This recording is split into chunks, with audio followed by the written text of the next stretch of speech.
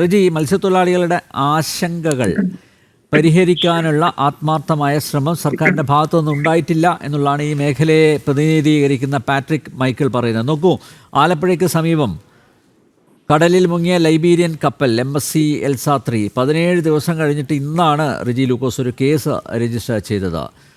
സർക്കാർ ഈ കമ്പനിയിൽ സമ്മർദ്ദം ചെലുത്തി ഏറ്റവും പെട്ടെന്ന് ഈ മത്സ്യത്തൊഴിലാളികൾക്കുള്ള ആശ്വാസ സഹായമെങ്കിലും വാങ്ങിയെടുക്കേണ്ടതില്ലേ? അത്തരത്തിലുള്ള എന്തെങ്കിലും ചർച്ച നടന്നിട്ടുണ്ടോ? മാത്രമല്ല, നേരത്തെ പാട്രിക് മൈക്കിളിനോട് ഞാൻ ചോദിച്ചു, ഇങ്ങനെ ഒരു പ്രതിസന്ധി ഘട്ടത്തിലാണ് അവരുള്ളത്. ഇപ്പോൾ ട്രോളിംഗ് ബാൻ വരാൻ പോകുന്നു 15-ന് ട്രോളിംഗ് ബാൻ വരാൻ പോകുന്നു. മാത്രമല്ല, ഈ മത്സ്യവിപണിയെ അത് ബാധിച്ചിരിക്കുകയാണ്. മത്സ്യം വാങ്ങുന്നില്ല പലരും. ഇപ്പോൾ നോക്കൂ, ഈ ഒരു പശ്ചാത്തലത്തിൽ സർക്കാർ കുറേ കൂടി ഗൗരവത്തിൽ ഈ വിഷയത്തിൽ ഇടപെടേണ്ടതല്ലേ? സർക്കാരിനെ ഞാൻ കുറ്റപ്പെടുത്തുന്നല്ല റിജി, പക്ഷേ പൊതുവിൽ നിങ്ങളൊന്ന് നോക്കൂ, ഇവരുടെ അവസ്ഥയൊന്ന് നോക്കൂ. അപ്പോൾ സർക്കാർ കുറേ കൂടി ഗൗരവത്തോടെ ഈ വിഷയം കൈകാര്യം ചെയ്യേണ്ടതല്ലേ? അനിൽജി, ഞാൻ വൈകിയാണ് ചർച്ച പങ്കെടുക്കുന്നത്. എനിക്കൊരു അല്പസമയം തരണം. ഇത് ഒരു അന്തർദേശീയ മാനങ്ങളുള്ള ഒരു വിഷയമാണ്. നമ്മൾ ആദ്യം മനസ്സിലാക്കേണ്ടത്, ഇതിനൊരു ഇന്റർനാഷണൽ മാരിടൈം നിയമമുണ്ട്. അത് എല്ലാ രാജ്യങ്ങളും അംഗീകരിക്കുന്നത്. അത് അംഗീകരിക്കാത്തവരാണ് ഈ പറയുന്ന ഈ സൊമാലിയൻ അടക്കമുള്ള കുടക്കൾക്കാർ, അതുപോലെ ഹൂതി വിമതരെ പോലുള്ളവരൊക്കെ. അല്ലാത്തവരെല്ലാം അത് അംഗീകരിക്കും. കാരണം എന്താ പറയുക, ആദ്യമേ ഒരു ഷിപ്പ് ഒരു പുറംകടലിൽ, അല്ലാതെ കപ്പൽ ചാനലിലോ അല്ലാത്തടത്തോ എവിടെയെങ്കിലും അപകടത്തിൽപ്പെട്ടാൽ അത് ഏത് രാജ്യത്തിന്റെ സമുദ്രത്തിന്റെ ഉള്ളിലാണോ ആ രാജ്യത്തിന്റെ പ്രാഥമിക ചുമതല എന്ന് പറയുന്നത് ആദ്യമേ അവിടെ പോയി കിട്ടാവുന്ന ഏറ്റവും ഏർലിസ്റ്റ് അവിടെ എത്തി അവിടുത്തെ മനുഷ്യരെ അതിനകത്തുള്ളവരെ ഹ്യൂമൻ ബീങ്സ് രക്ഷപ്പെടുത്തുക എന്നുള്ളതാണ്. അതിനുശേഷമാണ് മറ്റു റിസ്ക് കാര്യങ്ങൾ ചെയ്യുന്നത്. ഇപ്പൊ ഞാൻ ഉദാഹരണം പറയാം. ഈ കഴിഞ്ഞ കൊച്ചി കടൽത്തീരത്ത് നമ്മുടെ ഏതാണ്ട് 7 കിലോമീറ്റർ പറയുകയാണെങ്കിൽ 120 കിലോമീറ്റർ ദൂരെ MSCയുടെ നിരക്ക് 630 കണ്ടെയ്നറായിട്ട് വന്ന ഷിപ്പ് അവിടെ പറഞ്ഞു. അതിലാണ് നല്ല ശതമാനം പറഞ്ഞു ഇവിടെ നമ്മുടെ തീരങ്ങളിൽ കഴിഞ്ഞു എന്നുള്ള സത്യമാണ്. അതിൽ പല അന്തർദേശീയ ഈ മെറൈനുമായിട്ട് ബന്ധപ്പെട്ട ജേർണലുകളിലും പോർട്ടലുകളിലും വന്നത് ഇന്ത്യ ഗവൺമെന്റ് ഇതൊക്കെ ഗവൺമെന്റ് ഓഫ് ഇന്ത്യ എന്ന് പറയത്തുള്ളൂ വിദേശങ്ങളിൽ, അല്ലെങ്കിൽ സ്റ്റേറ്റ് സ്റ്റേറ്റ് എന്ന് പറഞ്ഞാൽ അത് ആ രാജ്യം എന്ന് പറയണം, അല്ലാണ്ട് കേരള സ്റ്റേറ്റ്. ഇന്നലെ കഴിഞ്ഞ ദിവസം ചർച്ച ചെയ്ത് പോരാണ് തർക്കിച്ച് അതുകൊണ്ടാണ് പറഞ്ഞത്. അത് നല്ല രീതിയിലുള്ള പ്രവർത്തനങ്ങളാണ് ചെയ്തത് എന്ന് അന്തർദേശീയ രീതിയിലുള്ള റിപ്പോർട്ട് വന്നിട്ടുണ്ട്. എന്തുകൊണ്ടാണ് കാര്യം? കേന്ദ്ര ഗവൺമെന്റ് കേരള ഗവൺമെന്റ് ഇത് 1% പഴിക്കാൻ പറ്റത്തില്ല. നമ്മുടെ ഷിപ്പുകൾ ലോകം മുഴുവൻ യാത്ര ചെയ്യുന്ന ഈ അടുത്ത കാലത്തുണ്ടായ 2 സംഭവം ഞാൻ ഈ ചർച്ചയിൽ പ്രതിപാദിക്കും. അതിപ്പം പ്രഭാരം പാലനെ പോലുള്ള ഒരു സാറൊക്കെ ഇരിക്കുമ്പോൾ നമുക്കത് വളരെ സൂക്ഷ്മതയോടെ വിലയിരുത്താൻ പറ്റുന്നുള്ളൂ. ഹോങ്കോങ്ങിന് തുറമുഖത്തിനോട് ചേർന്ന് തന്നെ ഏതാണ്ട് 10-20 കിലോമീറ്റർ ദൂരത്തിൽ 1800ഓളം കണ്ടെയ്നറുകളുള്ള ഒരു ഷിപ്പ് മറിഞ്ഞു. ആ ഷിപ്പ് അതിനകത്ത് ഇതുപോലത്തെ അപകടകരമായ ചില വസ്തുക്കളുണ്ടായിരുന്നു. പൊതുവെ ഈ ഷിപ്പുകളിലൊക്കെ അത്തരം കാര്യങ്ങൾ കൂടുതൽ ഉണ്ടാകാൻ സാധ്യത, കാരണം അത് എയർ കാർഗോയിലൂടെ കൊണ്ടുപോകാൻ പറ്റത്തില്ല. അത് കഴിഞ്ഞിട്ടുള്ള കാര്യങ്ങളെ കുറിച്ച് പിന്നീട് നമുക്ക് പറയേണ്ട കാര്യമില്ല. പിന്നെ അതിലൊക്കെ ഏറ്റവും അത്ഭുതകരമായ കാര്യം സംഭവം ഉണ്ടായി. ശ്രീലങ്കയിൽ ഏതാനും മാസങ്ങൾക്ക് മുമ്പ് കൊളംബോ തുറമുഖത്ത് നിന്ന് 12-13 കിലോമീറ്റർ ദൂരെ പ്ലാസ്റ്റിക് ഗ്രാനുൾസ് മാത്രമുള്ള 1500 കണ്ടെയ്നറുള്ള ഒരു ഷിപ്പ് മുങ്ങിപ്പോയി. ഏറ്റവും ഡേഞ്ചറസ് എന്ന് പറയുന്നത് ഈ പ്ലാസ്റ്റിക് ഗ്രാനുൾസാ. നേരത്തെ പാട്രിക്കൊക്കെ പറഞ്ഞ ആ വികാരം ഞാൻ ഉൾക്കൊണ്ടു. കാരണം ഇതൊരിക്കലും ലീക്കേ ആകത്തില്ല. പ്ലാസ്റ്റിക് അത് ഫിഷൊക്കെ കഴിക്കുവാണെന്നുണ്ടെങ്കിൽ അതിന് വയറ്റി കിടക്കത്തേ ഉള്ളൂ, സ്വാഭാവികമാണ്. പക്ഷേ എത്ര ധൈര്യമായിരുന്നു അവിടുത്തെ റെസ്ക്യൂ ഓപ്പറേഷൻ. കാരണം അതിന് കപ്പാസിറ്റി രാജ്യത്തിലില്ല. ഞാൻ മനസ്സിലാക്കിയത് ശരിയാണെന്നുണ്ടെങ്കിൽ ഇന്ത്യയിൽ നിന്ന് പോലും സഹായത്തിന് നമ്മളെ മെറൈൻ ടീമിനെ അവിടെ വിട്ടുന്നവരുണ്ടായി. പക്ഷെ ഇവിടുത്തെ സംഭവം എന്താ? ഇവിടെ ഇപ്പൊ ഫിഷിന് പ്രശ്നമുണ്ടെന്നുള്ളത് ശരിയാണ്. കാരണം ലോകത്തിൽ ഈ കപ്പൽ അപകടം എന്ന് പറയുന്നത് എല്ലാ സ്ഥലത്തും സീസണലായിട്ട് നടക്കുന്നുണ്ട്. പലയിടത്തും അപകടം എന്ന് പറയുന്നത് പല രീതിയിലുണ്ട്. കപ്പലുകൾ തമ്മിൽ ഇടിക്കുന്നതുകൊണ്ട് നാച്ചുറൽ ആയിട്ട് തന്നെ അപകടം ഉണ്ടാകാം. പിന്നെ ഇവിടെ ചർച്ചയിൽ തീവെപ്പാണ്, അത് മറ്റെന്തെങ്കിലും അന്തർദേശീയ ലോബി നമ്മളെ തകർക്കാൻ ശ്രമിക്കുന്നതാണോ? It is impossible. അത് ഒരിക്കലും അതിന് വേറെ എന്തെല്ലാം മാർഗങ്ങളുണ്ട്. ഈ ഹൈടെക് ഒരിക്കലും ചെയ്യത്തില്ല. അത് അങ്ങനെയൊക്കെ പറഞ്ഞ് ചർച്ച കൊണ്ടുപോയാലും കുഴപ്പമെന്നറിയോ? നമ്മുടെ ഇവിടെ ഇങ്ങനെയൊക്കെയുള്ള പ്രതിവാദങ്ങളുണ്ടെന്ന് പറഞ്ഞിട്ടുണ്ട്. നമ്മുടെ രാജ്യത്തിന് അത് ക്ഷീണം ചെയ്യും. ഇന്ത്യ ഗവൺമെന്റ് കേപ്പബിലിറ്റി ഇല്ലായ്മയെ അന്വേഷണത്തിൽ ആണ് തെളിയേണ്ടത്. കാരണം ഇപ്പൊ നേരത്തെ പ്രഭാകരൻ പലരെയും പറഞ്ഞു, അതായത് ഇൻഷുറൻസ് തുക തട്ടിയെടുക്കാനുള്ള ശ്രമം, അതൊക്കെ അന്വേഷണത്തിൽ തെളിയേണ്ടതാണ്.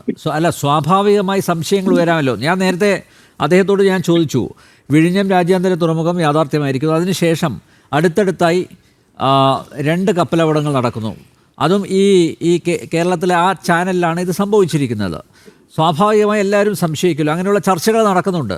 നമ്മുടെ പൊതുമണ്ഡലത്തിൽ അത്തരത്തിലുള്ള ചർച്ചകൾ നടക്കുന്നുണ്ട്. അതുകൊണ്ട് അങ്ങനെയാണെന്നൊന്നും ആരും സ്ഥാപിക്കുന്നില്ല. പക്ഷേ അതുണ്ടെങ്കിൽ, അത്തരത്തിലുള്ള ആശങ്കകൾ ഉണ്ടെങ്കിൽ നമ്മുടെ സ്വന്തം വിഴിഞ്ഞം രാജ്യാന്തര തുറമുഖത്തെ തകർക്കാനുള്ള ഒരു ശ്രമം ഉണ്ടെങ്കിൽ അത് ചർച്ച ചെയ്യപ്പെടട്ടെ. ഇല്ലെങ്കിൽ ഇല്ലയെന്ന് പറയാലോ. ഇപ്പോൾ ഡോക്ടർ പ്രഭാകരൻ പലരെയും റൂൾ ഔട്ട് ചെയ്തു. അതിനുള്ള സാധ്യതയേ ഇല്ല എന്ന് പറയുന്നു. ഒരു തരത്തിലും വിഴിഞ്ഞം തുറമുഖവുമായിട്ട് കണക്ട് ചെയ്യേണ്ടതില്ല എന്നാണ് അദ്ദേഹം പറഞ്ഞിരിക്കുന്നത്. അപ്പോൾ അദ്ദേഹം ഈ മേഖലയിലുള്ള ഒരു എക്സ്പേർട്ടാണ്. അപ്പോൾ ആ ഒരു എക്സ്പേർട്ട് ഒപ്പീനിയൻ വന്നതോടുകൂടി നമുക്കതവിടെ നിർത്താം.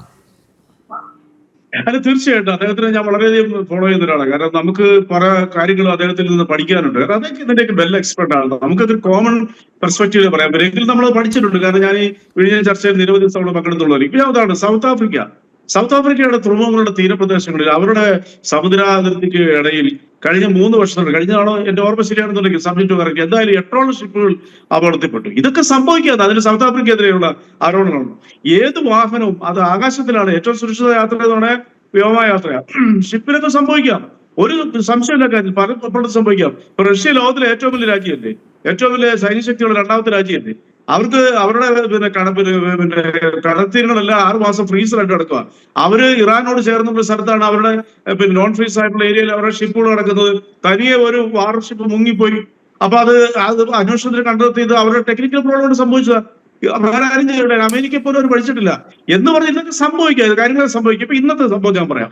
ഇന്നിപ്പോ ആ ഷിപ്പ് അവിടെ 135 കിലോമീറ്റർ അപ്പുറമാണ് നമ്മുടെ മംഗലാപുരം പോർട്ടിന് അപ്പുറത്തേക്ക് വന്നിരിക്കുന്നത്. ഭാഗ്യവശാൽ എക്സ്പേർട്സ് ഇപ്പൊ വെളിയിൽ വിട്ടിരിക്കുന്ന വെച്ചാൽ ഈ ഭാഗ്യം എന്ന് പറയാൻ പറ്റില്ല, അവിടെ ഉള്ള മനുഷ്യരാണെങ്കിൽ പോലും ശ്രീലങ്കയിലേക്കും അതുപോലെ തന്നെ തമിഴ്നാടിന്റെ കിഴക്കൻ തീരങ്ങളിലേക്കാണ് ഈ കണ്ടെയ്നർ ഒഴുകി പോകുന്നതാണ് പറയുന്നത്. അതിനകത്ത് ഇന്നലെ തന്നെ പുറത്തു വന്നിരുന്നു. അതായത് ഈ ഷിപ്പ് സിംഗപ്പൂരിൽ നിന്ന് പുറപ്പെടുമ്പോൾ ഞാൻ മനസ്സിലാക്കി ശരിയാണെന്നുണ്ടെങ്കിൽ ഈ ക്യാപ്റ്റനും ആ പോർട്ടും നിങ്ങളുടെ ഇന്ത്യ രാജ്യമാണ്, ഇന്ത്യ രാജ്യത്തിന്റെ അതിർത്തിയിൽ വന്നിരിക്കുന്നത് ഇന്നൊക്കെ ഐറ്റംസ് ആണ് അതിനകത്തുള്ളത് എന്ന് മെസ്സേജ് കൊടുക്കും ഫ്ലൈറ്റ് പോകുന്നവരെ. ചിലപ്പോൾ നുണ പറയാം, ഇല്ലെന്ന് പറയാൻ പറ്റില്ല. അങ്ങനെ കള്ളത്തിലൊക്കെ പറഞ്ഞ് ഈ കഞ്ചാവോ അല്ല അതുപോലെയുള്ള ഈ മറ്റ് ഡേഞ്ചറസ് സാധനം കൊണ്ടുപോകുമ്പോഴാണ് പല രാജ്യങ്ങളും ഇതിനെ പിടിച്ചെടുക്കുന്നത്. അതൊക്കെ സംഭവിക്കാം. പക്ഷേ മത്സ്യത്തൊഴിലാളികളിലേക്ക് വരാം.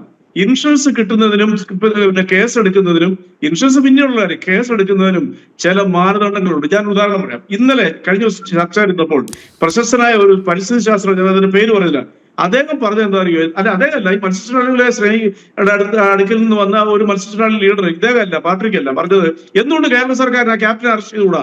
നിങ്ങൾ എന്തായി പറയുന്നത്? കേരളം പോലെ ഒരു സംസ്ഥാനത്തെ പോലീസ് ഈ ക്യാപ്റ്റനെ ഒരു അപകടം ഉണ്ടായപ്പോൾ അറസ്റ്റ് കൊണ്ട് വന്നാൽ അത് സോമാലിയക്കാര് കപ്പൽ പിടിക്കുന്ന പോലെ, ഊതികൾ പിടിക്കുന്ന പോലെയൊക്കെ വ്യാഖ്യാനിക്കപ്പെടും.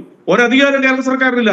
കേന്ദ്ര സർക്കാരിന് പോലും അന്തർദേശീയ മാനങ്ങൾ അനുസരിച്ച് അതിന്റെ നിയമം സ്വീകരിക്കാൻ പറ്റുള്ളൂ.